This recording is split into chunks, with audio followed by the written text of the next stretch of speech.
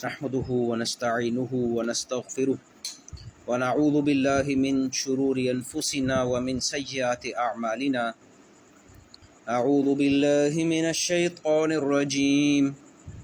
بسم الله الرحمن الرحيم. يا أيها الذين آمنوا لا تتبعوا خطوات الشيطان ومن يتبع خطوات الشيطان فإنه يأمر بالفحشاء والمنكر ولولا فضل الله عليكم ورحمته ما زكى منكم من أحد أبدا ولكن الله يزكي من يشاء والله سميع عليم. ولا يأتل أولو الفضل منكم والسعة أن يؤتوا أولي القربى والمساكين والمهاجرين في سبيل الله وليعفوا وليصفحوا ألا تحبون أن يغفر الله لكم والله غفور رحيم. إن الذين يرمون المحصنات الغافلات المؤمنات لعنوا في الدنيا والآخرة ولهم عذاب عظيم. صدق الله العظيم. رب اشرح لي صدري ويسر لي أمري واحلل عقدة من لساني يفقهوا قولي. آمين یا رب العالمین.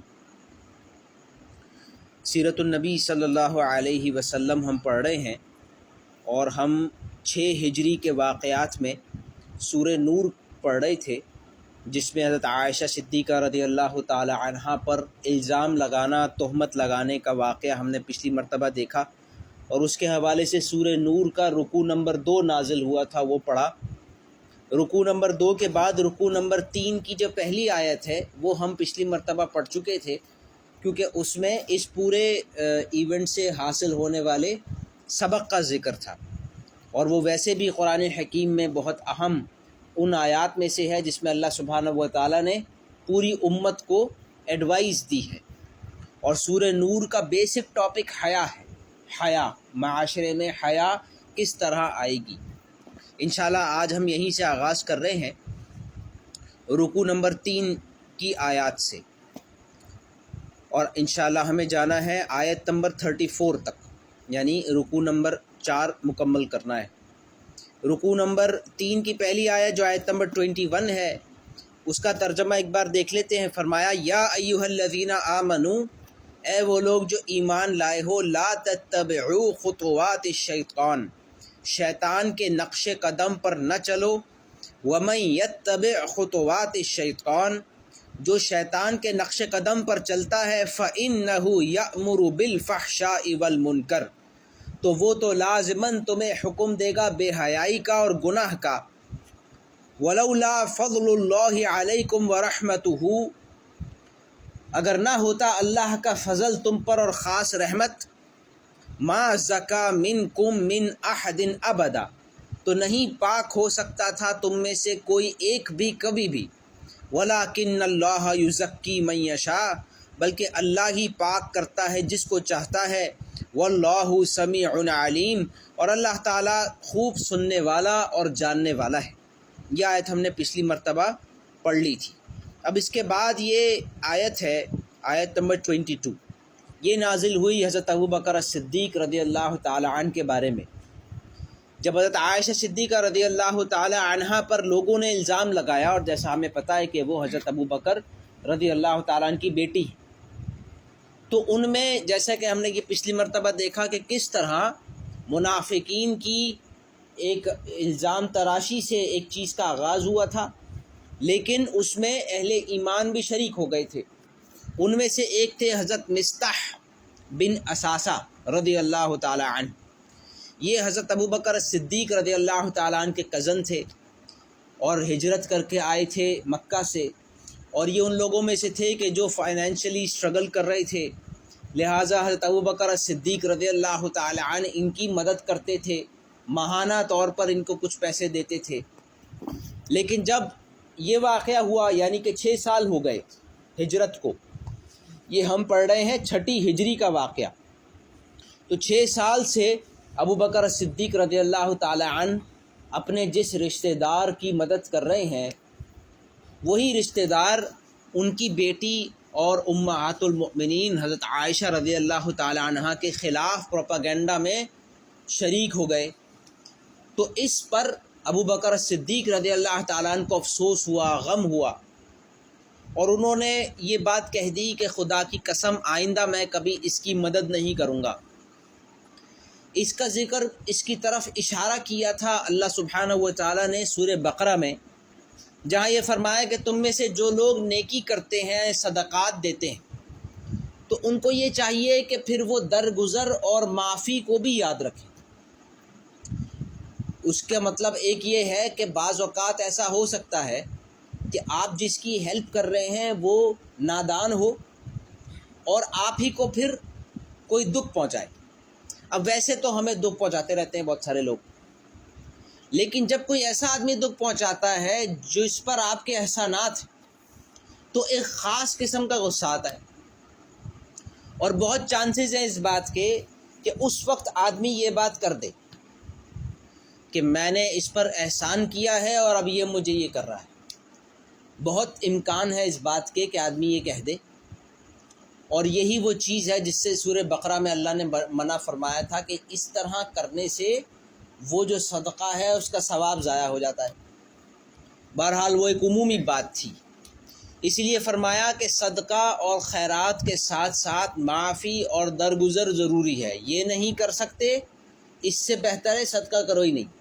سورہ بقرہ میں فرمایا کہ کسی کو صدقہ اور خیرات کر کے اس کو جتانے سے بہتر یہ ہے کہ صدقہ ہی نہ کرو.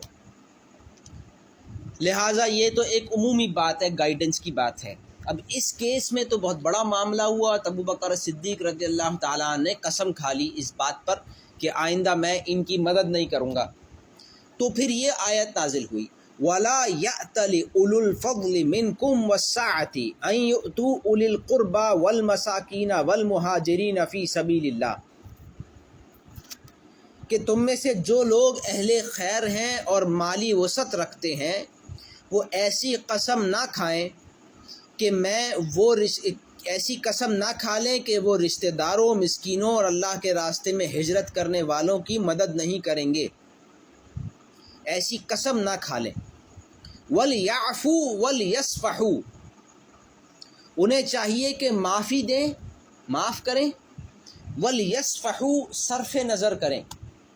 صفحہ جیسے ہوتا ہے پیج، اسی سے بنا ہے یصفحو، کہ اپنا چہرہ پھیر لینا. آپ نے کوئی چیز دیکھی ہے، آپ نے اس کو دیکھی اندیکھی کر دیا، اس کو کہتے ہیں وَلْيَعْفُوا وَلْيَصْفَحُوا.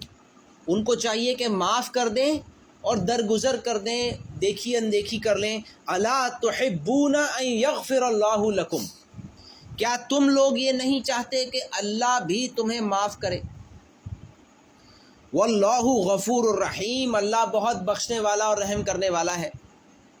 یعنی بالکل یہی سچویشن ہوتی ہے کہ اللہ تعالی ہمیں کھلاتا ہے، پلاتا ہے، اور ہم اللہ ہی کی نافرمانی کرتے ہیں. جس طریقے سے ہم کسی پر احسان کر کے اب سوچ رہے ہیں کہ اس نے مجھے کیسے دکھ پہنچایا، تو اللہ بھی تو معاف کرتا ہے. اور تم کیا یہ نہیں چاہتے کہ تم سے جو غلطیاں ہوئی ہیں، اس طرح کی گستاخیاں ہوئی ہیں، اللہ اسے معاف کرے؟ الا تحبون ان یغفر اللہ لکم. تو رسول اللہ صلی اللہ علیہ وسلم نے حضرت ابو بکر صدیق رضی اللہ تعالی عنہ کو بلا کر اور یہ آیت سنائی، جس میں اللہ نے پوچھا کیا تم نہیں چاہتے اللہ تمہیں معاف کرے؟ اگر تم یہ چاہتے ہو تو تم بھی دوسروں کو معاف کرو. تو ابو بکر صدیق رضی اللہ تعالیٰ عنہ رونے لگے اور فرمایا کہ اے اللہ، میں یہ چاہتا ہوں کہ تو مجھے معاف کر.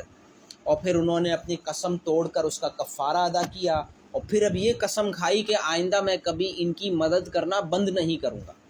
اور قسم کوئی ایسی کھا لی جائے تو اس کا کفارہ کیا ہے وہ اللہ تعالیٰ نے بیان فرمایا سورہ مائدہ میں. اس کے بعد آیت نمبر 23 میں فرمایا ان الذين يرمون المحصنات الغافلات المؤمنات لعنوا في الدنيا والآخرة ولهم عذاب عظیم. یاد رکھو کہ جو لوگ پاک دامن بھولی بھالی مسلمان عورتوں پر تہمت لگاتے ہیں، یعنی بے حیائی کا الزام لگاتے ہیں، ان پر دنیا اور آخرت میں پھٹکار پڑ چکی ہے اور ان کو اس دن زبردست عذاب ہوگا۔ عائشہ صدیقہ رضی اللہ تعالی عنہ فرماتی ہیں کہ میرے بارے میں اللہ سبحانہ و تعالیٰ نے قرآن حکیم میں بہت سے فضائل بیان کیے، جن میں سے ایک یہ بھی ہے، ان الذین یرمون، رمی جیسے ہم کرتے ہیں نا، پتھر مارنے کو کہتے ہیں، اسی طرح یہ محاورتاً الزام لگانے کو بھی کہتے ہیں کہ کسی پر الزام مارنا، جیسے پتھر مارنا۔ ان الذین یرمون، بے شک جو لوگ الزام لگاتے ہیں، المحصنات الغافلات المؤمنات، ان عورتوں پر جو محصنات ہیں، خاندانی شادی شدہ، غافلات، غافل کا مطلب ہوتا ہے ایک جو کچھ نہ جانتا۔ اس کانٹیکس میں مطلب یہ ہے کہ سیدھی سادی خواتین، جنہیں ایک ہوتا ہے تیز آدمی، جسے سیاستیں پتہ ہوتی ہیں، جس سے ساری جو بے حیائی کی چیزیں چل رہی ہیں معاشرے میں وہ ان سب سے اپڈیٹ ہوتے ہیں۔ خواتین کے لیے یہ کوئی پسندیدہ چیز نہیں۔ خواتین کے لیے تو کیا ہے کہ کیونکہ ان کا دائرہ کار گھر کے اندر ہوتا ہے، لہٰذا غافلات ہونا اللہ تعالیٰ نے یہاں حضرت عائشہ کی رضی اللہ تعالیٰ عنہ تعریف میں بیان فرمایا۔ یعنی یہ جو الزام لگایا تھا منافقین نے وہ کیا تھا کہ انہوں نے آپ صلی اللہ علیہ وسلم کے ساتھ قافلے میں جاتے ہوئے کسی ایک اور آدمی کے ساتھ اس طرح کی ترتیب بنائی کہ چپکے سے نکل جائیں اور پھر واپس آئیں۔ یہ کتنی بڑی سازشی ذہن والی بات ہے، اور یہاں بالکل الٹا ہے کہ آپ اللہ تعالیٰ فرماتے ہیں کہ عائشہ رضی اللہ تعالیٰ عنہا تو اس بات سے ہی غافل ہیں کہ ان کے بارے میں کیا باتیں ہو رہی ہیں۔ جیسے ہم نے پچھلی مرتبہ دیکھا تھا کہ 1 مہینے تک مدینہ میں حضرت عائشہ رضی اللہ تعالیٰ عنہ کے بارے میں سب باتیں کر رہے ہیں، انہیں ہی نہیں پتہ، اس لیے کیونکہ ان کا کام ہے اپنے کام سے کام رکھنا، اپنا گھر، اپنی ذمہ داریاں جو ہمیں کرنے کے کام ہیں وہ ہے جس پر نظر ہے۔ باتیں کیا ہو رہی ہیں جسے ہم گوسپ کہتے ہیں، اس سے زیادہ سروکار نہیں ہے۔ اور اس پر حیرت ہوئی تھی ان خاتون کو جو عائشہ رضی اللہ تعالیٰ عنہ کے ساتھ جا رہی تھی، اور جب ان کو پہلی مرتبہ پتہ چلا تو عائشہ رضی اللہ تعالیٰ عنہ کو تو کتنا غم ہوا، وہ ہم نے سب دیکھا۔ یہاں پہ فرمایا کہ ان الذین یرمون المحصنات الغافلات المؤمنات، بے شک جو لوگ الزام لگاتے ہیں شریف خاندانی اور بھولی بھالی اور مومن خواتین پر، جو الزام لگاتے ہیں ان پر لعنت ہے دنیا میں بھی اور آخرت میں بھی، اور ان کے لیے بہت بڑا عذاب ہے۔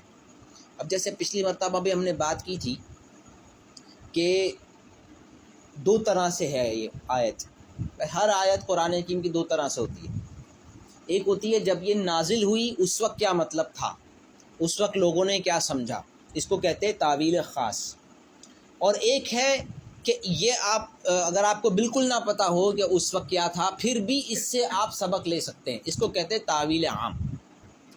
تو اس وقت کیا تھا کہ یہ ایک خاص پرٹیکولر ایونٹ کی بات ہو رہی ہے اور یہ حضرت عائشہ کی بات ہو رہی ہے رضی اللہ تعالیٰ عنہ، لیکن صیغہ جمع کا ہے، خواتین ایک سے زیادہ، ان الذین یرمون المحصنات، تو ایک سے زیادہ کے بارے میں بات ہو رہی ہے، اس لیے مراد یہ تھی کہ ازواج مطہرات، تمام آپ صلی اللہ علیہ وسلم کی جو ازواج ہیں ان سب کی بات ہو رہی ہے کہ یہ ان سب پہ کوالٹیز ہیں، ان الذین یرمون المحصنات الغافلات المؤمنات۔ لیکن اب قیامت تک جب بھی کوئی ازواج مطہرات پر الزام لگائے گا بے حیائی کا تو اس کے لیے یہی سزا ہے، لعنوا فی الدنیا والآخرہ ولہم عذاب عظیم، ان پر پھٹکار ہے دنیا میں بھی اور آخرت میں بھی، اور ان کے لیے دردناک عذاب ہے۔ یوم تشہد علیہم السنتہم وایدیہم وارجلہم بما کانوا یعملون، جس دن خود ان کی زبانیں، ان کے ہاتھ اور ان کے پاؤں ان کے خلاف ان کرتوت کی گواہی دیں گے جو وہ کیا کرتے تھے، گواہی دیں گے ان کے خلاف ان کی زبانیں، ان کے ہاتھ اور ان کے پیر۔ قیامت کے دن اللہ تعالیٰ انسان کے ہاتھوں کو بھی زبان دے دے گا اور پیروں کو بھی زبان دے دے گا کہ وہ بات کر سکے اور گواہی دے کہ یہ آدمی کیا کرتا تھا ہاتھوں کے ساتھ، کیا کرتا تھا پیروں کے ساتھ۔ یومئذ یوفیہم اللہ دینہم الحق ویعلمون ان اللہ هو الحق المبین۔ اس دن اللہ ان کو وہ بدلہ پورا دے دے گا جس کے وہ مستحق ہیں، اور ان کو پتہ چل جائے گا کہ اللہ ہی حق ہے اور وہی ساری باتیں کھول دینے والا ہے۔ اس کے بعد یہ آیت نمبر 26 ہے، اور یہ بڑی خاص آیت ہے جس کو آپ کہتے ہیں قرآن حکیم کی کچھ ایسی آیات ہوتی ہیں جس کو ہر آدمی پڑھ کے ذرا اس کو نوٹس لے لیتا ہے کہ اس میں کچھ ڈفرنٹ ہوا۔ الخبیثات للخبیثین والخبیثون للخبیثات الطیبات والطیبات للطیبین والطیبون للطیبات اولئک مبرؤون مما یقولون لہم مغفرۃ ورزق کریم۔ اب یہاں الخبیثات اور الخبیثین، خبث کہتے ہیں کسی ناپاک اور گندی چیز کو، جیسے کوڑا کرکٹ ہوتا ہے گھر میں یا باہر، اس کو ایسے کچرے کے ڈسٹ بن میں ڈالا جاتا ہے، اس کو کہتے ہیں خبث چیز، بیکار چیز۔ تو الخبیثات اور الخبیثین، اب یہ ایک مؤنث کا صیغہ ہے، ایک مذکر کا صیغہ ہے، تو زیادہ تر علماء نے اس کا مطلب یہ لیا ہے کہ جو مؤنث کا صیغہ ہے خبیثات، اس سے مراد ہے کلمات، بری باتیں کرنا۔ الخبیثات بری باتیں کرنا، للخبیثین یہ کن لوگوں کا کام ہے؟ گندے لوگوں کا۔ والخبیثون للخبیثات، اور جو گندے لوگ ہوتے ہیں وہ کرتے ہی گندی باتیں۔ والطیبات، اور جو پاکیزہ باتیں ہیں، للطیبین وہ کن کے لیے ہیں؟ کون کن کو زیب دیتی ہیں؟ پاکیزہ لوگوں کو۔ والطیبون، اور جو پاکیزہ لوگ ہوتے ہیں، للطیبات وہ بنے ہی پاکیزہ باتوں کے لیے ہیں۔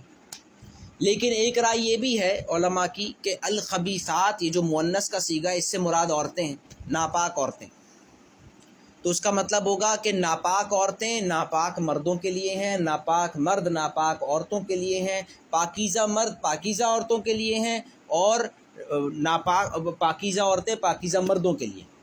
اس سے مطلب کیا ہے؟ مطلب اللہ سبحانہ و تعالیٰ جو جوڑے بناتا ہے تو اس میں پاکیزہ کو پاکیزہ کے ساتھ رکھتا ہے۔ ایک عمومی اصول یہ ہے، یا آپ اس کو یوں کہہ لیں کہ کمفرٹیبل رشتہ یہی والا ہوگا۔ اگر کوئی پاک دامن مرد کا رشتہ ہو جائے کسی ناپاک عورت کے ساتھ تو یہ آدمی کبھی بھی سکون میں نہیں رہے گا، یا اگر پاکیزہ عورت کا نکاح ہو جائے ناپاک انسان کے ساتھ تو یہ عورت کبھی بھی خوش نہیں ہوگی۔ چیزوں سے خوش نہیں ہوتا انسان، چاہے وہ بہت پیسے والا ہو، اگر وہ حیا دار نہیں ہے، بے حیا ہے، تو ایک حیا والی عورت اس کے ساتھ رہ نہیں سکتی۔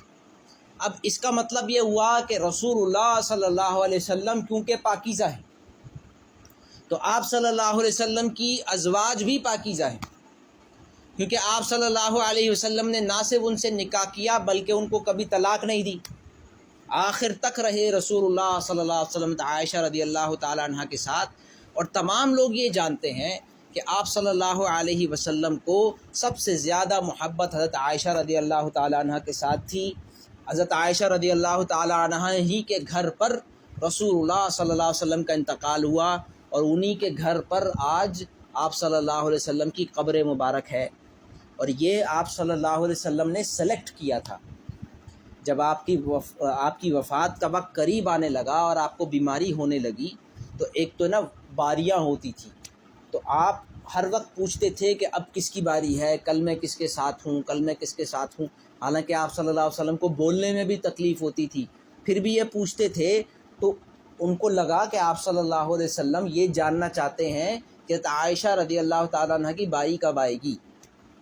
تو اس وقت ازواج مطہرات نے یہ کہا کہ ہم سب قربانی دیتی ہیں اپنی باریوں کی، اور آپ انہی کے پاس رہیں، کہ آپ صلی اللہ علیہ وسلم کو موومنٹ میں بھی تکلیف ہوتی ہے تو ایک جگہ رہنا چاہتے ہیں، لہٰذا آپ صلی اللہ علیہ وسلم نے یہ چنا کہ وہیں انتقال۔ اور پھر جب آپ کا انتقال ہو گیا تو اس کے بعد وہ اجازت لینے کے لیے آئے، جنہیں آپ صلی اللہ علیہ وسلم نے یہ بات بتائی تھی کہ نبیوں کا جس جگہ انتقال ہوتا ہے وہیں دفنایا جاتا ہے، لہٰذا عائشہ رضی اللہ تعالیٰ عنہ کو موو کرنا پڑا اس گھر سے۔ اور آپ صلی اللہ علیہ وسلم کی وہاں قبر بنائی گئی۔ آج بھی جب ہم جاتے ہیں روضہ رسول پر صلی اللہ علیہ وسلم، وہی ہے عائشہ رضی اللہ تعالی عنہ کا گھر مبارک۔ اب یہ بات سب جانتے ہیں، تو اب الطیبات للطیبین، آپ صلی اللہ علیہ وسلم پاک، آپ کی ازواج پاک، اب بھی جو الزام لگاتے ہیں، بہت بڑا فرقہ موجود ہے مسلمانوں کے اندر جو اپنے آپ کو مسلمان کہتے ہیں، جو عائشہ رضی اللہ تعالیٰ عنہ پہ بہت الزام لگاتے ہیں۔ یہ ساری باتیں ان کے لیے ہیں۔ اولئک مبرؤون مما یقولون، یہ لوگ یعنی پاکیزہ مرد اور پاکیزہ عورتیں مبرہ ہیں، پاک ہیں ان باتوں سے جو یہ لوگ بیان کرتے ہیں۔ لہم مغفرۃ و رزق کریم، ان کے لیے یعنی پاکیزہ مردوں اور پاکیزہ عورتوں کے لیے مغفرت ہے اور بہت باعزت روزی ہے۔ اب یہاں سے چوتھا رکوع شروع ہوتا ہے، جس میں اللہ سبحانہ و تعالیٰ نے مسلمانوں کو گھر میں داخل ہونے کے آداب ذکر کیے۔ ایک صحابیہ آپ صلی اللہ علیہ وسلم کے پاس تشریف لائیں اور انہوں نے کہا کہ عربوں کے ہاں گھروں کے آگے دروازوں پہ دروازے کا کوئی کانسیپٹ نہیں ہوتا تھا، چادر وغیرہ لگائی جاتی تھی، اور ان کے یہاں بے تکلفی تھی، تو کوئی کسی کے گھر میں گھس جاتا ہے۔ اور پھر یہ کہ خاص طور پہ جو خاندانی سسٹم ہوتا ہے، تو اس میں جو رشتہ دار جو کزنز ہوتے ہیں انہیں بھائی سمجھا جاتا ہے۔ اب وہ گھر میں آ رہے ہیں جا رہے ہیں، اور گھر میں جو کچھ رکھا ہے کھانے پینے کو وہ آپس میں شیئر ہو رہا ہوتا ہے، اور یہ بہت برا سمجھا جاتا ہے کہ آپ کسی کو منع کریں گھر میں آنے سے یا کچھ گھر میں سے کھانے سے۔ لیکن اب جب کہ ایمان کی بات آ گئی ہے، یہ تو بات ہو رہی اسلام سے پہلے کی، اب کیا ہو رہا ہے کہ یہ سب مسلمان ہو گئے ہیں، بلکہ 6 سال ہو گئے ہیں ہجرت کو بھی، مدینہ والوں کو مسلمان ہوئے ہوئے ابھی 6-7 سال ہو چکے ہیں، ایمان آ چکا ہے۔ اور آپ صلی اللہ علیہ وسلم نے فرمایا کہ ایمان کے ساتھ حیا آتی ہے، اور حیا چلی جائے تو ایمان بھی چلا جاتا ہے۔ لہٰذا اب یہ سوال اٹھنے لگا، اب یہ عجیب لگنے لگا جو پہلے نہیں لگتا تھا۔ مخلوط رہنا، کزنز کا ساتھ گھومنا پھرنا پہلے عجیب نہیں لگ رہا تھا، اب عجیب لگ رہا ہے۔ تو ایک خاتون نے آ کر آپ صلی اللہ علیہ وسلم سے کہا کہ میں یہ نہیں چاہتی کہ کوئی بھی گھر میں داخل ہو جایا کرے۔ تو پھر یہ آیت نازل ہوئی، اس میں اللہ سبحانہ و تعالیٰ نے پرائیویسی کی حرمت کو بیان کیا، یعنی اگر جو گھر ہے اس گھر کا جو رہنے والا ہے اس کی اجازت کے بغیر آپ داخل ہو ہی نہیں سکتے، چاہے آگے پر ہلکا سا پردہ لگا ہوا ہو۔ بلکہ آپ صلی اللہ علیہ وسلم نے یہاں تک فرمایا کہ اگر کوئی آدمی گھر کے اندر دیکھ رہا ہے اور آپ کوئی چیز پھینک کے مار دیں اس کے منہ پہ جس سے اس کی آنکھ ڈیمیج ہو جائے، تو آپ پہ کوئی الزام نہیں۔ اگر کوئی آدمی اندر جھانک رہا ہے اور آپ نے اس کو کوئی چیز ماری جس سے اس کی آنکھ ضائع ہو گئی، تو اس پہ کوئی قصاص نہیں ہے۔ عدالت میں آئے گا تو عدالت کہے گی کہ صحیح کیا اس نے۔ کیونکہ اب یہ ہے کہ اندر دیکھ نہیں سکتے، اندر گھس نہیں سکتے جب تک رہنے والے کی اجازت نہ ہو۔ لہٰذا یہ ہے جو پہلی مرتبہ اب مدینہ میں مسلمانوں کو گائیڈنس دی جا رہی ہے گھر کے داخلے کے حوالے سے۔ اچھا، ہم سورہ احزاب پڑھ چکے ہیں، وہ نازل ہوئی تھی 1 سال پہلے۔ وہ کیا تھا کہ نبی کے گھر میں داخل نہ ہو بغیر اجازت کے۔ تو سب سے پہلے پردے کے احکامات اور گھر کے پردے کے احکامات رسول اللہ صلی اللہ علیہ وسلم کے گھر کے لیے آئے، اور ازواج مطہرات نے کر کے دکھایا عمل۔ جب سب نے دیکھ لیا پھر یہ احکامات سب کے لیے آئے، جو کہ سورہ نور میں اس رکوع میں آ رہے ہیں۔ یا ایھا الذین آمنوا لا تدخلوا بیوتا غیر بیوتکم حتی تستأنسوا وتسلموا علی اہلہا ذالکم خیر لکم لعلکم تذکرون۔ اے ایمان والوں، اپنے گھروں کے سوا دوسرے گھروں میں اس وقت تک داخل نہ ہو جب تک اجازت نہ لے لو، اور ان میں رہنے والوں کو سلام نہ کر لو، یہی طریقہ تمہارے لیے بہتر ہے، امید ہے کہ تم خیال رکھو گے۔ اب یہاں فرمایا گیا کہ جو تمہارے اپنے گھر ہیں ان کا تو معاملہ اور ہے، جہاں آپ خود رہتے، وہاں تو آدمی یہ ہے کہ چابی لگا کے اور اندر داخل ہو جاتا ہے، کیونکہ اندر جو ہوگا وہ اسی کے بیوی ہوگی۔ لیکن اس کے علاوہ جو گھر ہیں، اب یہاں ضرور نہیں ہے کہ آپ اس کے مالک ہی ہوں، ہو سکتا ہے کہ کرایہ دار رہتا ہو، اگر کرایہ دار بھی رہتا ہے تو پھر بھی اب بغیر اجازت کے داخل نہیں ہو سکتے۔ مراد یہ ہے کہ جس گھر میں آپ رہتے ہیں اس کے علاوہ، یا ایھا الذین آمنوا لا تدخلوا بیوتا غیر بیوتکم حتی تستأنسوا، یہاں تک کہ تم اپنا تعارف کروا دو۔ تستأنسوا کا مطلب کیا ہوتا ہے؟ اس سے جیسے ہم کہتے ہیں اردو میں انسیت، فیملیرائز ہو جانا۔ جیسے ہم پوچھتے ہیں نا کون ہے، کوئی بیل بجاتا ہے، اب ہمیں نہیں پتہ کون ہے، جیسے ہی وہ کچھ بولے گا آپ آواز سے پہچان لیں گے، نہیں پہچانیں گے تو پھر وہ بتائے گا میں فلاں ہوں، فلاں کے لیے آیا ہوں۔ اس کو کہتے ہیں انٹروڈکشن کروانا، تستأنسوا۔ تو کسی کے گھر میں داخل نہ ہو جب تک اپنا تعارف نہ کروا دو، وَتُسَلِّمُوا عَلَىٰ أَهْلِهَا، اور ان کے رہنے والوں کو سلام نہ کر لو۔ اب سلام کرنے کا مطلب ہے آگاہ کر دینا۔ یہ کام ہمارے یہاں بیل کرتی ہے، یہی ہوتی ہے کہ بھائی بیل بجائی، سب رہنے والوں کو پتہ چل گیا دروازے پہ کوئی آیا ہے۔ پہلے بیل نہیں ہوتی تھی تو کیا کرتے تھے کہ باہر کھڑے ہو کے زور سے کہتے تھے السلام علیکم، یہ ہے مراد یہ بتانے کے لیے کہ کوئی آیا ہے۔ اور تستأنسوا کا مطلب کیا ہے کہ آپ اپنا تعارف کروائیں کہ آپ کون ہیں۔ ذالکم خیر لکم لعلکم تذکرون، یہ تمہارے لیے بہتر ہے اگر تم نصیحت حاصل کرو۔ فإن لم تجدوا فیہا احدا، اگر تم دیکھو کہ گھر میں کوئی نہیں ہے، فلا تدخلوها حتی یؤذن لکم، پھر بھی داخل نہیں ہو سوائے یہ کہ تمہیں اجازت ملی ہوئی ہو۔ اب آیا کوئی شخص اور اس نے جو ہے وہ سلام کیا، اندر سے کوئی آواز نہیں آئی، اب وہ یہ سوچ رہا ہے گھر میں کوئی نہیں ہے شاید، لیکن ضروری تو نہیں ہے، ہو سکتا ہے کوئی سو رہا ہو، لہٰذا یہ سوچ کے کہ کیونکہ کوئی ہے نہیں اس لیے میں داخل ہو جاؤں، پھر بھی داخل نہیں ہو سکتا۔ ہاں یہ ہو سکتا ہے کہ جو اس گھر کا رہنے والا ہے اس نے یہ کہا ہو کہ بھئی تم جو ہے نا اندر چلے جانا، اندر کوئی نہیں رہتا، ایک طرح سے آپ کو اجازت ملی ہوئی ہے۔ یہ فرمایا کہ فَإِن لَّمْ تَجِدُوا فِيهَا، اگر تم دیکھو وہاں کوئی نہیں ہے، أَحَدًا فَلَا تَدْخُلُوهَا، تو مت داخل ہو اس میں، حَتَّى يُؤْذَنَ لَكُمْ، یہاں تک کہ تمہیں اجازت نہ مل جائے۔ وَإِن قِيلَ لَكُمُ ارْجِعُوا فَارْجِعُوا هُوَ أَزْكَىٰ لَكُمْ، اور اگر تم سے کہا جائے کہ واپس چلے جاؤ تو واپس چلے جایا کرو، یہ تمہارے لیے زیادہ پاکیزہ ہے۔ مطلب یہ کہ کوئی شخص آپ سے ملنے آیا اور اس نے یہ سارے کام کیے، سلام کیا یا بیل بجائی، پھر آپ نے کہا کون ہے، اس اپنا تعارف کروا دیا، اب آپ نے اس سے کہا ابھی میں نہیں مل سکتا، آپ بعد میں آئیں، اب کیا ہوتا ہے کہ وہ ناراض ہو جائے، تو اللہ تعالیٰ نے فرمایا نہیں، اگر تم سے کہا جائے واپس چلے جاؤ تو واپس چل جاؤ۔ وَإِذَا قِيلَ لَكُمُ ارْجِعُوا فَارْجِعُوا هُوَ أَزْكَىٰ لَكُمْ، یہ تمہارے لیے زیادہ بہتر ہے۔ مطلب یہ ہے، اب اس سب سے مراد کیا ہے؟ اللہ تعالیٰ یہ چاہتے ہیں، یہ جو ایک گھر ہے جس میں ایک شوہر اور ایک بیوی رہتے ہیں، اب ان کو پردے کرنے کی ضرورت نہیں ہے، یہ اپنے گھر میں، جیسے باہر حیا کا معاملہ ہے، مرد کو نگاہ نیچی رکھنی ہے، عورت باہر جائے نہیں، جائے بھی تو پوری چادر لٹکا کر جائے، یہ جو سب سختیاں اور سب پابندیاں ہیں یہ سب کیا ہے گھر کے باہر۔ جب ایک شوہر اور بیوی گھر کے اندر آ گئے، اب باقی سب کو چاہیے کہ اندر نہ دیکھیں، اندر نہ گھسیں، اندر نہ جائیں، ان کا جو اپنا پلان ہے وہ ان کو کرنے دیا جائے۔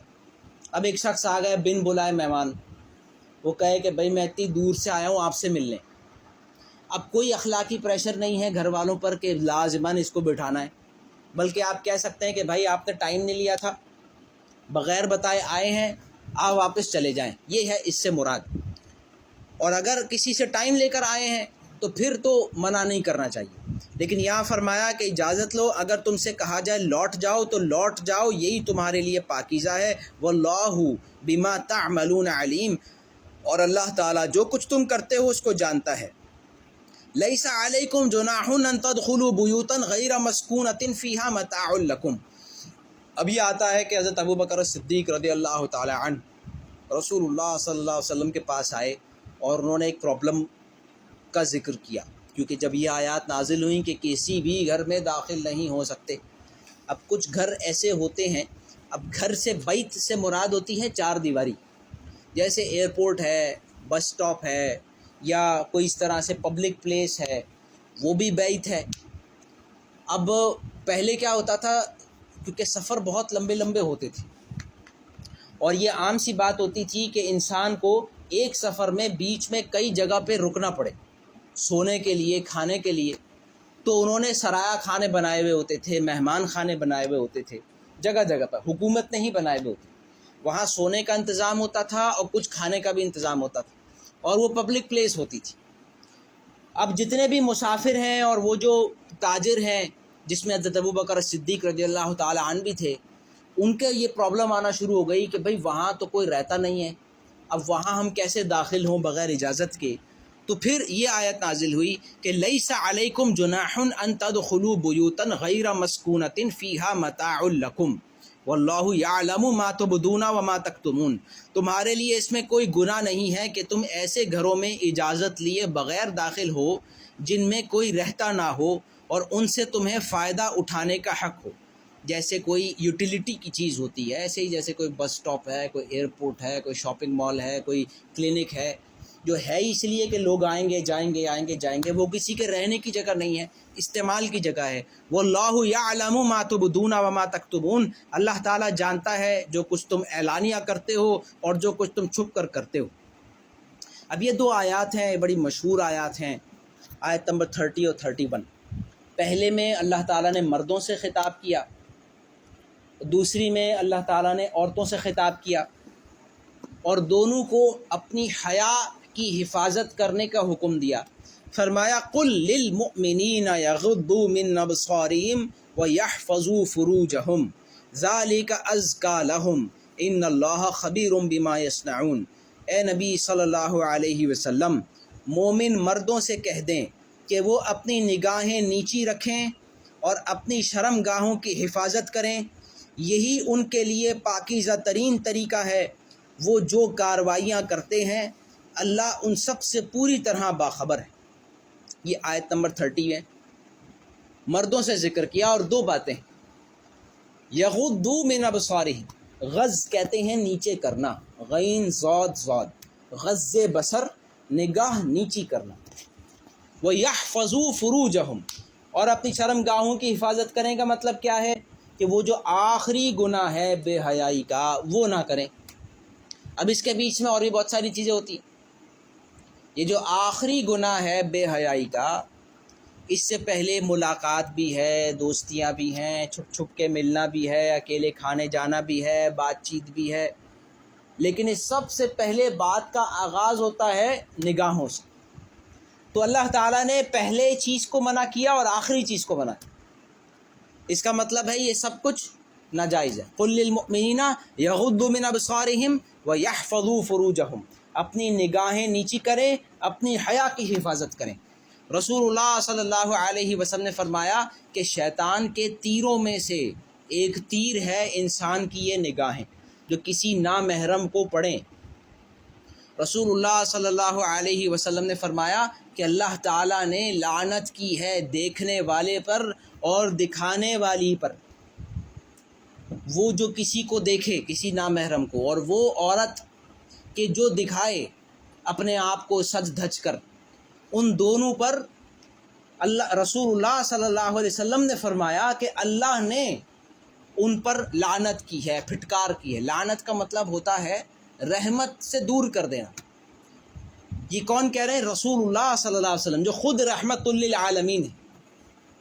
اور آپ صلی اللہ علیہ وسلم نے فرمایا کہ پہلی نگاہ اگر غلطی سے کسی پر پڑ جائے اس کو فوراً نگاہ ہٹانی ہے اور دوسری بار اٹھانے کی اجازت نہیں۔ یہ ہے غض بصر۔ یہ کیا چیزیں ہیں؟ یہ وہ چیزیں ہیں جو دیکھنا جائز ہے، جو دیکھنا ناجائز ہے، اور دیکھنے سے بھی فرق پڑتا ہے۔ اور یہ سوال بھی پوچھا گیا کہ کیا دیکھنے سے بھی فرق پڑتا ہے؟ تو آپ صلی اللہ علیہ وسلم نے فرمایا کہ زنا آنکھوں کا بھی ہوتا ہے جب وہ نامحرم کو دیکھیں، زبان کا بھی ہوتا ہے جب وہ بات کریں، ہاتھوں کا ہوتا ہے جب وہ اس تک کوئی عمل کریں، پیروں کا ہوتا ہے جب وہ اس تک لے کر جائے۔ جو بھی چیز بے حیائی کی طرف اور آخری گناہ کی طرف لے کر جاتی ہے یہ سب بھی گناہ میں آتا ہے۔ اس کے بعد یہ طویل آیت ہے، جو خواتین سے بات کر رہی ہے وہ بہت بڑی ہے، مردوں سے تو بس اتنی بات کی، نگاہیں نیچی کریں، حیا کی حفاظت کریں، اللہ کو تمہاری ساری کارروائیوں کا پتہ ہے۔ کیا فرمایا؟ ان اللہ خبیر بما یصنعون، اللہ تعالیٰ کو تمہاری صنعت کہتے ہیں ہمارے یہاں انڈسٹری کو، وہ چیز جو بڑی ٹیکنیکل ہو، بڑی مشکل سے، بڑی پلاننگ کے بعد بنی ہو۔ تو یہ مردوں سے کہا جا رہا ہے کیونکہ ساری پلاننگ وہیں ہوتی ہے، عورت تو ریسیونگ اینڈ پہ ہوتی ہے، سارے پلان بنتے ہیں مردوں کے ہاں۔ تو یہاں فرمایا اللہ کو تمہارے ساری کارروائیوں کا پتہ ہے۔ خواتین کا مسئلہ کیا ہے؟ ان کا مسئلہ ذرا ڈیفرنٹ ہے، ان کو اکثر تو پتہ ہی نہیں ہوتا وہ کیا رہا ہے، اور وہ اپنے بھول پن میں اکثر و بیشتر ایسے کام کر رہی ہوتی ہیں کہ جس سے معاشرے میں حیا ختم ہو رہی ہوتی، اکثر و بیشتر باہر تیار ہو کے نکل جاتی۔ بھئی کیوں؟ جیسے کوئی سوال کرے، اتنی مشکل سے بالوں پہ کلر کیا، چمکتے ہوئے بال، اور وہ بائک پہ بیٹھ کے کھول کے نکل گئے، دھوپ، مٹی، دھواں، کوئی پوچھے کہ آپ کی طبیعت صحیح ہے؟ وہ بھی بائک پہ بیٹھ کے، مطلب یہ اتنی سپیڈ سے لوگوں کو دکھاتے ہوئے جا رہے ہیں جو آپ، تو سب پسند تو آ رہا ہے سب کو، لیکن سوال یہ ہے کہ اس سے ہوگا کیا؟ اس سے صرف آپ کے بال ہی خراب ہونے ہیں اور کچھ نہیں ہونا۔ پھر یہ کہ جو نقاب ہوتا ہے اس سے یہ ہوتا ہے کہ چلو تھوڑی دھوپ بچ جاتی ہے، تھوڑا تیار نہیں ہونا پڑتا۔ ابھی وہ ڈونلڈ ٹرمپ کا بڑا مشہور کلپ ہوا ہے نا، کہ وہ یہ کہتا ہے کہ بھائی میں بھی عورت ہوتا نا تو میں پردہ ہی کرتا، کیونکہ میک اپ نہیں کرنا پڑتا، بڑا آسان ہے، بغیر تیار ہوئے ایسے نکل جائیں باہر۔ تو عقل مندی بھی اسی پہ ہے، بھائی کس کے لیے لگ رہا ہے یہ سب منہ پر، اور جہاں کہہ رہے ہیں دوائی لینے جا رہے ہیں، چاول لینے جا رہے ہیں، تو اتنا تیار ہو کے ہیلے پہن کر، ان کو پتہ ہی نہیں ہوتا ہو کیا رہا ہے دنیا میں بعض اوقات، اور اس کے پیچھے مرد سارے گر رہے ہیں پیچھے۔ مرد جو ہے نا اس کے لیے ہو گئی ہے مشکل کھڑی، عورت کو پتہ ہی نہیں، وہ خوشبو لگا کے پھر رہی ہے۔ اسی لیے رسول اللہ صلی اللہ علیہ وسلم نے فرمایا کہ جو عورت خوشبو لگا کے گھر سے باہر نکلتی ہے کہ لوگ دیکھیں، اس پر فرشتے اس کے خلاف بددعا کرتے رہتے ہیں جب تک وہ گھر واپس نہ چلی جائے۔ اسی لیے کیونکہ اس کی وجہ سے جتنے لوگوں کو تکلیف ہو رہی ہے یہاں پر، وہ اس کو پتہ ہی نہیں۔ تو عورتوں کا مسئلہ یہ ہے کہ انہیں ذرا زیادہ تفصیل سے کھول کے بتانا پڑتا ہے، اس لیے مردوں کے لیے تو چھوٹی سی آیت ہے، عورتوں کے لیے بہت تفصیلی احکامات ہیں۔ فرمایا وَقُلْ لِلْمُؤْمِنَاتِ يَغْضُضْنَ مِنْ أَبْصَارِهِنَّ وَيَحْفَظْنَ فُرُوجَهُنَّ، آپ کہہ دیں مومن عورتوں سے کہ اپنی نگاہیں نیچی کریں، اپنی حیا کی حفاظت کریں۔ وَلَا يُبْدِينَ زِينَتَهُنَّ إِلَّا مَا ظَهَرَ مِنْهَا، اور مت ظاہر کریں اپنی زینت سوائے اس کے جو خود ظاہر ہو جائے، مت ظاہر کریں اپنی زینت۔ اب یہ بتانے کی ضرورت پڑ رہی ہے، مردوں کو تو کچھ نہیں بتانا پڑا، سب بہت واضح ہے، صرف کہا جا رہا ہے نگاہیں نیچی کرو، سب سمجھ میں آ گیا، بہت تیز ہے مرد۔ لیکن عورتوں کو بتایا جا رہا ہے کہ یہ تمہیں کہا کیوں جا رہا ہے۔ سب سے پہلی بات وَلَا يُبْدِينَ زِينَتَهُنَّ، مت ظاہر کرو اپنی زینت، إِلَّا مَا ظَهَرَ مِنْهَا، سوائے اس کے جو خود ظاہر ہو جائے۔ یعنی خود ظاہر ہو جانے سے مطلب یہ کہ بہت کرنے کے باوجود بھی ایسا ہوگا کہ عورت کی جو خوبصورتی ہے وہ جھلک رہی ہوگی، مثلا پوری چادر لے کر بھی اگر عورت چلے تو پھر بھی جو ہے نا وہ ہو سکتا ہے اس میں کوئی اٹریکٹیو بات ہو، یا یہ کہ غلطی سے کچھ ہو جائے، جیسے ہوا سے چادر اڑ جائے، یا یہ کہ بچے کو سنبھالتے ہوئے چادر سے رکھ جائے، کچھ بال غلطی سے نظر آ گئے، کیونکہ پہلے عبایا وغیرہ برقع نہیں ہوتا تھا۔ پہلے یہ جب آیات نازل ہو رہی ہیں تو حضرت عبداللہ ابن مسعود رضی اللہ تعالیٰ عنہ فرماتے ہیں کہ عورتیں ایک بڑی سی چادر ان کے پاس ہوتی تھی، وہ پوری ایسے اپنے اوپر رکھتی تھی، ایک آنکھ بس کھلی ہوتی تھی، باقی پوری چادر نے پورے ڈھانکا ہوتا تھا۔ اب اس کا مطلب ہے ایسے ایک ہاتھ مستقل چادر پکڑا رہے، مستقل ایک ہاتھ سے چادر کو پکڑ کے رکھنا پڑتا تھا کہ رستہ بھی نظر آئے اور یہ کہ ڈھکا بھی رہے۔ تو کتنا مشکل کام ہے یہ۔ اب اس میں چلتے پھرتے کچھ سامان لیتے یا بچے کو سنبھالتے ہو سکتا ہے کہ کچھ غلطی سے نظر آ جائے، تو فرمایا وَلَا يُبْدِينَ زِينَتَهُنَّ إِلَّا مَا ظَهَرَ مِنْهَا وَلْيَضْرِبْنَ بِخُمُرِهِنَّ عَلَى جُيُوبِهِنَّ، اور ان کو چاہیے کہ وہ اپنے خمار، اپنے دوپٹے اپنے اپنے سینے پہ ڈال لیا کریں. وَلْيَضْرِبْنَ بِخُمُرِهِنَّ عَلَى جُيُوبِهِنَّ. مطلب یہ ہے کہ خمار کیا ہوتا ہے؟ خمار ایسی چیز ہوتی ہے جو سر پہ باندھی جائے، اس کو خمار کہتے ہیں. جیسے شراب کو قرآن میں کیا کیا گیا؟ خمر، اس لیے کیونکہ اس کا تعلق سر سے. جتنی بھی چیزیں عربی میں خا میم اور را سے آتی ہیں ان سب کے اندر سر آتا ہے.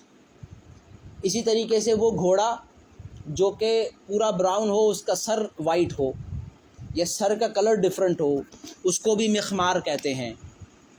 اسی طرح سے اور بھی بہت سارے الفاظ ہیں کہ یہ بات تو کلیئر ہے کہ اسلام سے پہلے عرب کی عورتیں دو قسم کی چادریں لیتی تھیں. ایک کو وہ کہتی تھی خمار، اور وہ ہوتا تھا جیسے ہمارے یہاں اسکارف ہوتا ہے، وہ سر پہ بنتا تھا لیکن اس کی لینتھ لمبی چھوٹی جتنی وہ چاہیں کر لیتی تھی. اور ایک ہوتی تھی جلباب، جو بڑی چادر ہوتی تھی جیسے ہمارے یہاں شال ہوتی. جلباب کا ذکر آیا تھا سورہ احزاب میں کہ تم جب گھر سے باہر کبھی نکلنا پڑ جائے تو اس جلباب کو اوپر سے ڈال لیا کرو، لٹکا لیا کرو. خمار یہ ہے کہ وہ سر پہ باندھتی تھیں اور وہ جو اس کا اضافی پارٹ ہوتا تھا دوپٹے کی طرح وہ ڈالتی تھی پیچھے. تو اب بتایا جا رہا ہے کہ پیچھے نہیں، اس کو آگے ڈالنا ہے. وَلْيَضْرِبْنَ بِخُمُرِهِنَّ عَلَى جُيُوبِهِنَّ. اور وہ ڈال لیا کریں اپنے دوپٹے کو اپنے سینے پر. یہ کوئی بتانے کی بات ہے؟ مرد کو تو بہت واضح ہے، عورت نے کیا چھپانا ہے، مرد کو تو بہت آسانی سے پتہ ہے. عورتوں کو پتہ نہیں کیا ہوا ہے. مطلب جو دوپٹہ پہنتی بھی ہے تو وہ بھی ایسے کہ یہ آ رہا ہے پتلا سا اور یہ ختم، اور یہ یہاں سے دوبارہ اوپر. اصل تو معاملہ وہیں کھڑا ہے. یہ تو فیشن والا دوپٹہ ہے. اگر آپ نے دوپٹے سے بچانا ہے کہ کسی کی کچھ نظر نہ پڑے خوبصورتی پر، تو یہ تو بہت آبویس ہے. لیکن اللہ تعالیٰ نے قرآن حکیم میں کتنا کلیئر الفاظ میں کہا ہے دوپٹہ سینے پہ ڈال لو. وَلْيَضْرِبْنَ بِخُمُرِهِنَّ عَلَى جُيُوبِهِنَّ. اب تو دوپٹہ نہ پہننے کا بھی ایک رواج آ گیا ہے ہمارے ہاں، دوپٹے بغیر کے. اب سوچے اللہ سبحانہ و تعالیٰ جو پوری کائنات کا خالق مالک ہے، اس نے کتنی چھوٹی سی بات بھی قرآن میں لکھی ہے. یعنی اگر آپ یہ کہیں کہ انسانوں کو، عورتوں کو یہ بتانے کے لیے کہ یہ دوپٹہ ہے نا، یہ یہاں ہونا چاہیے، اللہ تعالیٰ نے قرآن نازل کیا ہے، قرآن میں یہ بات نازل کی. اتنی امپورٹنٹ بات ہے یہ دوپٹہ پہن لینا. جو تم نے ویسے ہی کوئی چادر فیشن کے طور پر پہنی ہے، خمار جو سر پہ باندھتی ہیں، اس کو پیچھے لٹکا لیتی ہیں یا یہاں گھما لیتی ہیں، اس کو فرمایا ہے وَلْيَضْرِبْنَ بِخُمُرِهِنَّ عَلَى جُيُوبِهِنَّ. یا یہ یوں کہہ لیں، یضربنا کا مطلب ہوتا ہے بار بار، کہ بھئی پہنا ہوا تو تھا، وہ ہوا سے اڑ گیا، بات کرتے ہوئے اڑ گیا، کسی اور وجہ سے اڑ گیا، تو میک شور کہ یہ یہیں رہے. وَلْيَضْرِبْنَ بِخُمُرِهِنَّ عَلَى جُيُوبِهِنَّ وَلَا يُبْدِينَ زِينَتَهُنَّ إِلَّا لِبُعُولَتِهِنَّ. اور مت ظاہر کریں اپنی زینت کو سوائے اپنے شوہروں کے، او آبائہن یا اپنے باپ کے، او آباء بعولتہن اپنے سسر کے، او ابنائہن اپنے بیٹوں کے، او ابناء بعولتہن اپنے شوہر کے بیٹوں کے، او اخوانہن اپنے بھائیوں کے، او بنی اخوانہن اپنے بھائی کے بیٹے، او بنی اخواتہن اپنی بہن کے بیٹے، او نسائہن یا اپنی خواتین، او ما ملکت ایمانہن یا جو خواتین ان کے کام کرتی ہیں، او التابعین غیر اولی الاربۃ من الرجال یا وہ بوڑھے مرد جن کی خدمت کی جاتی ہے اور اتنے بوڑھے ہو گئے ہیں کہ انہیں عورتوں میں اب کوئی توجہ نہیں. اب الطفل الذین لم یظہروا علی عورات النساء یا وہ چھوٹے بچے جو ابھی تک عورتوں کے معاملات سے واقف نہیں. ان کے علاوہ یہ جو پوری لسٹ آئی ہے، ان کے علاوہ عورت اپنی زینت کسی کو نہ دکھائے. اب زینت سے مراد کیا ہے؟ ہر وہ چیز جو خوبصورت لگتی ہو اس کو زینت کہتے ہیں. اللہ نے عورت کو خوبصورت بنایا، اس کے بال خوبصورت ہیں، چہرہ خوبصورت ہے، ہاتھ خوبصورت ہیں، اس کا جو خوبصورت ہے اس کو چھپانے کا کہا جا رہا ہے. ہاں سوائے یہ کہ شوہر سے تو ظاہر سی بات ہے معاملہ ہے، لیکن یہ کہ اس کے علاوہ باپ ہے، بھائی ہے، جن کو کہتے ہیں محرم رشتے. یہ جو اس آیت میں آیا ہے یہ لسٹ، اس کو محرم رشتے کہتے ہیں. ان کے معاملے میں پردے میں وہ سختی نہیں ہے، ان کے معاملے میں پردے میں ویسی سختی نہیں ہے. اس کا مطلب یہ ہوا کہ اس کے علاوہ جتنے مرد ہیں ان سب سے پردے میں سختی ہے. ورنہ تو لسٹ دینے کا کوئی فائدہ ہی نہیں۔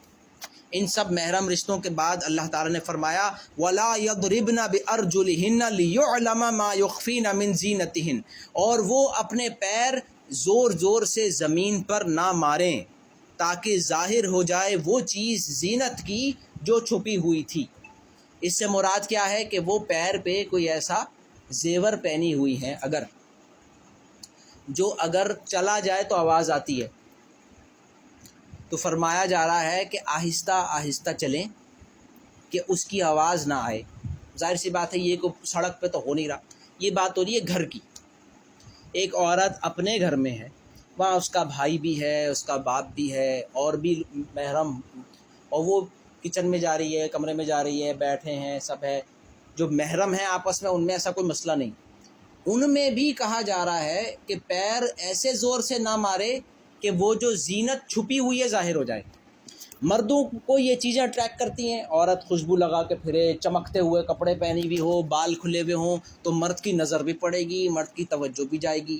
بلکہ یہ تو چیلنج کے طور پر دیا جا سکتا کہ آدمی کو بٹھا دیا جائے ایک لائبریری میں، اس کو کہا جائے کہ آپ نے ایک کتاب پڑھنی ہے اور پیچھے نہیں دیکھنا، اور پھر پیچھے سے آپ ایک عورت گزار دیں خوشبو لگا کے، تو یہ تو چیلنج ہو سکتا ہے کہ پیچھے مڑ کے کون نہیں دیکھتا۔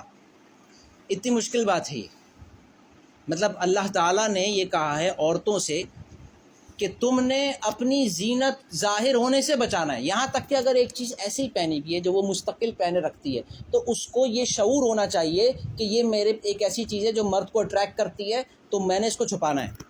اور کس طرح وَلَا يَضْرِبْنَ بِأَرْجُلِهِنَّ لِيُعْلَمَ مَا يُخْفِينَ مِنْ زِينَتِهِنَّ، مت ماریں اپنے پیر زور سے کہ کہیں ظاہر ہو جائے وہ زینت جو چھپی ہوئی ہے۔ یہ اللہ تعالیٰ نے ایک ایسی مثال دی ہے جو بہت ہی چھوٹی سی ہے، اس سے بڑی مثالیں کیا ہوں گی؟ اب آپ سوچیں، جو خدا، جو اللہ اتنے چھوٹے سے زیور کی آواز بھی چاہتا ہے مرد کو نہ آئے، وہ یہ کیسے ہو سکتا ہے کہ ایک عورت لپسٹک لگا کے، میک اپ کر کے، بال کھول کے مردوں کے سامنے آئے اور کوئی مسئلہ نہ ہو؟ تو زینت سے مراد کیا ہے؟ اب اس آیت کی تعویلیں کی جاتی ہیں، آج کے جو ماڈرن لوگ ہیں وہ اس آیت کو الگ الگ انداز سے بیان کر رہے ہوتے ہیں، اور ان کا آخری میں نتیجہ یہ نکلتا ہے کہ بھائی دوپٹہ شپٹہ پہن لیں، باقی کوئی سر کا اور کس کا اور پورے جسم کا ایسا کوئی مسئلہ نہیں ہے، میک اپ ویک اپ لگا کے پھرے۔ حالانکہ کس چیز کو چھپانے کا کہا جا رہا ہے؟ سادہ سا اصول ہے، ایک مرد کو یہ کہا گیا ہے نگاہ نیچے رکھو، اپنے آپ کو بچائے رکھو، عورت کو نہیں دیکھنا، اور وہاں عورت پھر رہی ہوں ساری تیار ہو کے، تو عجیب سی بات ہے، پھر بڑی غلط سی بات ہو جائے گی۔ یعنی سارا پھر قصور مرد ہی کا ہو، آخر میں نکلتا مرد کا ہی ہے۔ جہاں بھی کوئی کیس ہو جائے گا تو سزا مرد کو ہی دی جاتی ہے کہ تم ہی ہو خراب آدمی، اور جتنے بھی دنیا میں کیسز چلتے ہیں وہاں پہ یہی ہوتا ہے کہ مردوں کو پکڑو، مردوں کو سزا دو۔ انڈیا میں تو یہ بہت ہوا ہے، وہاں تو یہ بہت عام ہے۔ آپ سوچیں کہ ہمارے ہاں غربت کے ساتھ ساتھ اسلام ہے، کم از کم وہاں تو غربت کے ساتھ ساتھ شراب بھی ہے، بالی ووڈ بھی ہے، گانے بھی ہیں۔